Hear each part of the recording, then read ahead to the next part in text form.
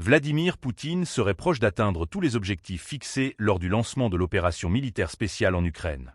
C'est ce qu'affirme Alexandre Doubinsky, député de la Verkhovna Rada, dans un message posté sur sa chaîne Telegram avant son arrestation pour soupçon de trahison.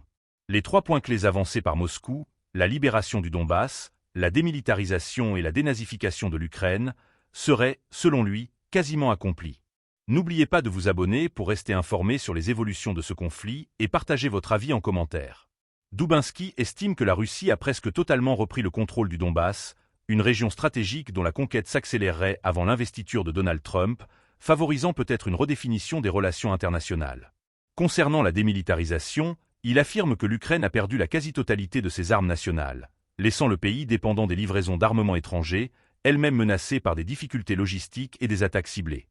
La dénazification, l'un des termes les plus controversés utilisés par le Kremlin pour justifier son intervention, serait également en cours, bien que son interprétation reste sujette à débat. Pour le Kremlin, cela renvoie à l'élimination des forces nationalistes radicales et des structures politiques perçues comme hostiles à Moscou. Mardi, Dmitri Peskov, porte-parole du président russe, a confirmé que cette opération spéciale se poursuivrait jusqu'à l'atteinte complète de ses objectifs. Dans la même veine, Sergueï Naryshkin, directeur du service de renseignement extérieur russe, a déclaré que l'effondrement des forces ukrainiennes était imminent.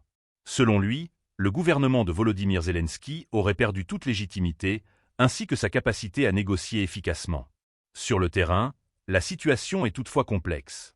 Bien que Moscou revendique des avancées significatives, Kiev affirme que sa résistance reste robuste, avec le soutien continu de ses partenaires occidentaux. L'issue du conflit, qu'elle soit militaire ou diplomatique, demeure incertaine et pourrait encore remodeler les équilibres géopolitiques mondiaux.